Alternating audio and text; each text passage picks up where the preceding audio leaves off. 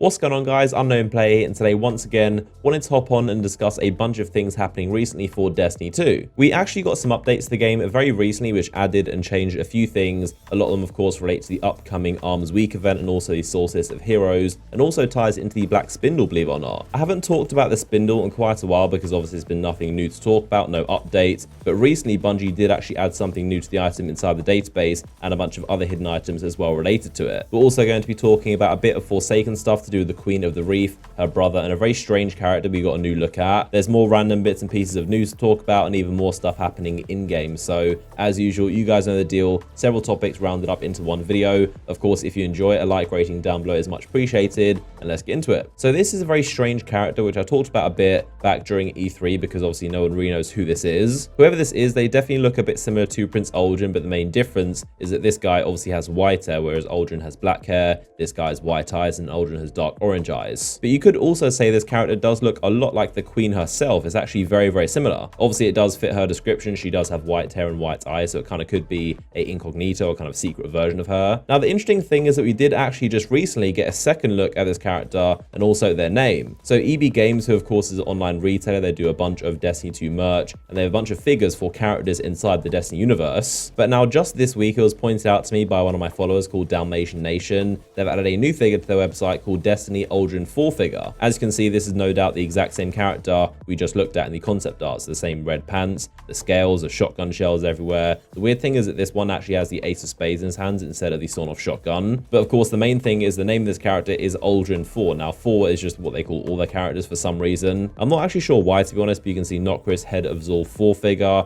There's also Akora 4, Ghoul 4, so 4 doesn't mean anything in particular to Uldren. So the figure does have a description which is kind of interesting but kind of vague at the same time. It says, Uldren, Sovereign Prince of the Reef, Master of Crows. Uldren disappeared after the Awoken fleet was defeated by the Dreadnought in orbit over Saturn. Rumors now swell that he has re-emerged in the shadows of the reef. But this just makes it even more confusing, to be honest, as to what this character is doing and why this one is actually Uldren. We've seen him in the trailer and also this image right here, and I've seen him personally inside the game in the first mission I played, and he is still wearing the same outfit, the same one he's had since Destiny 1. But now for some reason there's a different version of him with this white crow, a sawn-off shotgun, these red pants, and these scales everywhere. I'm not sure what's going on here. The only crazy theory I can think of is some kind of weird fusion between the Queen and her brother in one body. Maybe that happens, some weird Awoken magic. So at least for the time being, we can put the rumor to rest that this might be the Queen in disguise. It is obviously Uldren based on the fact they've named the character Uldren. But all we can do at this point is speculate what is going on here. And of course, leave your thoughts down below. I want to know what you think of this. But to be honest, I wouldn't be surprised if there's even more plot twist or some weird stuff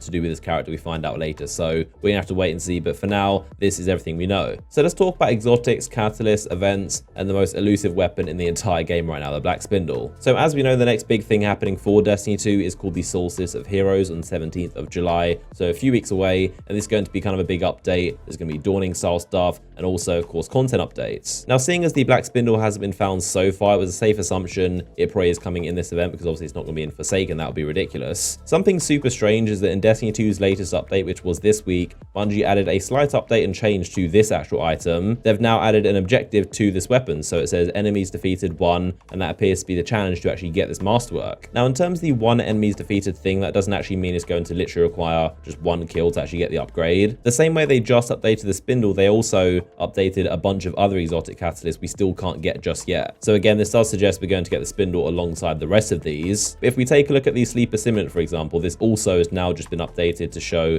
enemies defeated 1. But the difference is that because the Sleeper is not classified like the Spindle is, we can go to another page and see more info on the Sleeper. So this one says unspecified goal 500. So it seems the actual goal for the Sleeper is to get 500 kills or do something 500 times with the weapon. Another example is the Prospector, which also of course isn't available right now, but the objectives for this one is enemies defeated 500 and Nightfall completed 1. Now, I did also find some pretty interesting things inside the code for the Black Spindle, which kind of implies what DLC it's a part of and when we might get it. So inside the code for the Black Spindle items, it says the code V320 repackage Sniper Rifle 0 Masterwork. Now, if you look at something like the Graviton Lance, which of course came with vanilla Destiny 2, the code for this one says V3 300 new Pulse Rifle 1 Masterwork. We can then look at something like the Hardlight, which of course is a reskin from Destiny 1 but came with vanilla Destiny 2. The code for this one says V300 Repackage Auto Rifle 0 Masterwork. Moving on to the Colony, which of course came in Curse of Osiris, this one says V310 New Grenade Launcher 0 Masterwork. And then the Cerus Regime says V320 Repackage Auto Rifle 0 Masterwork. So you might be picking up a trend here. Essentially all these weapons are coded based on when they were added to the game. So V300 are base vanilla Destiny 2 weapons,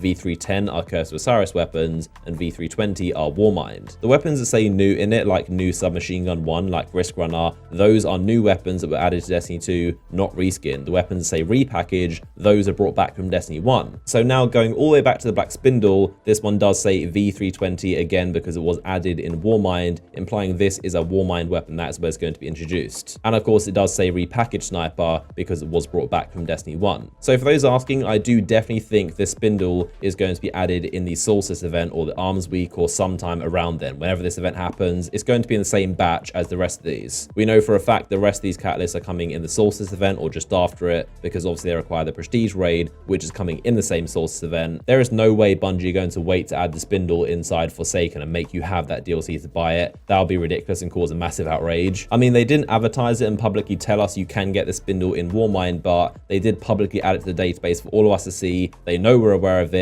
and they know we've been hyping up and wondering where it is for the past like month or two. So they definitely are aware that we're waiting for the Spindle, and they wouldn't have us kind of waiting and then put it in Forsaken. If Bungie were planning on putting it in the Forsaken DLC, they would have taken it out of the database and hid it a long time ago to stop us hyping up that it may be coming sometime soon. Now, talking about the Prospector and of course that one Nightfall completed, this brings me on to my next topic, which is Arms Week, which of course is some kind of weird event or thing happening soon in Destiny. You might remember I covered this in a video I think like a month ago when we first saw these Arms Week items, and they of course are basically fixed loadouts in Crucible or Strikes and Nightfalls, and these are going to get you some catalysts. So now with this update a few days ago, we can see a bit more info on a few items. So the Prospector says found by engaging in activities during the celebration of deadly craftsmanship. The challenge for this one is to defeat 500 enemies and complete the Nightfall, the Arms Dealer, during Arms Week with the Prospector equipped to unlock it. The Rat King is going to require 1,000 enemy kills and also a Nightfall completion during Arms Week. We have Hardlight, which I mentioned before. This one requires the Sabbath and Song Nightfall Strike and also 1,000 kills. The Fighting Lion requires 1,000 enemy kills and also the Pyramidion Nightfall during Arms Week as well. The Cerus Regime is going to require Crucible stuff as well, so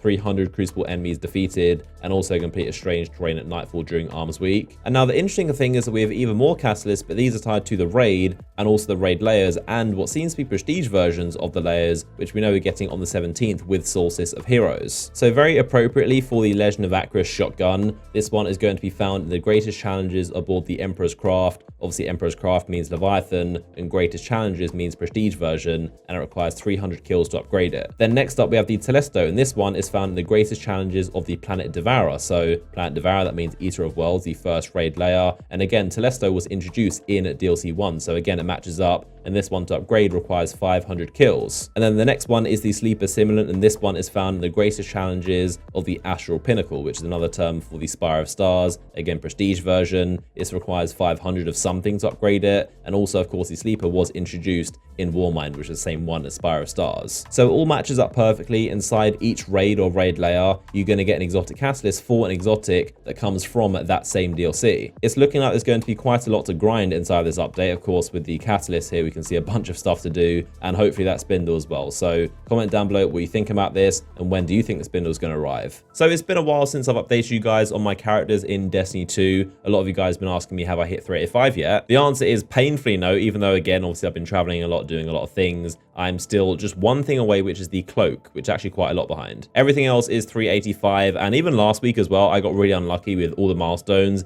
0 385 cloak. So I've just been kind of waiting for this one thing. So I've done all of my milestones for this week, and I guess we'll find out now if I'm going to hit 385 or not. All right, Shax, get me to 385. Not a big deal. Just give me a cloak. That's all I need.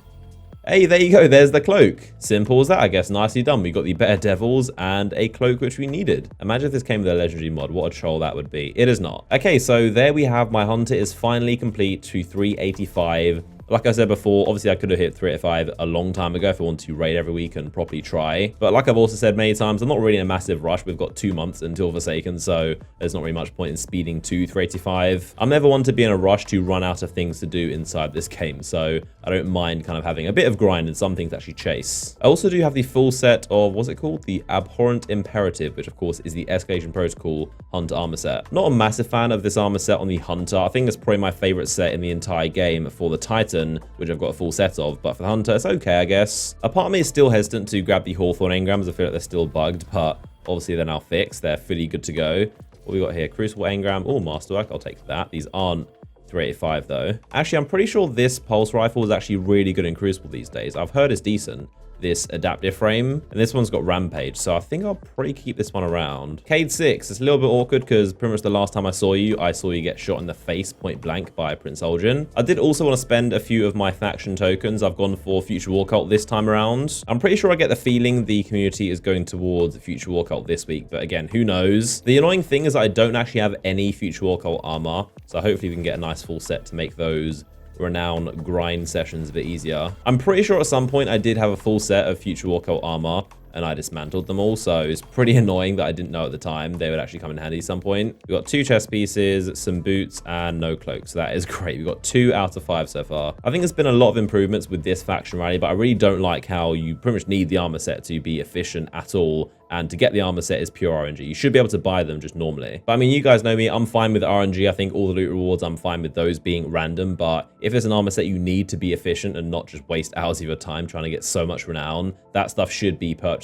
So yeah, that's gonna do it for today's video. As always, I hope you guys enjoyed. If you did, then a like rating down below is always massively appreciated. Comment down below what level you are right now in Destiny 2. I'm sure a bunch of you have already hit 385, but like I said, I'm very slow. But as always, if you're new to my channel, then you can subscribe to make sure you don't miss out on any of my future uploads. In the meantime, if you want to watch another video from myself, you can click this image on screen right now to be taken to it. But as always, I appreciate you guys for watching and for tuning in, and I'll see you all next one.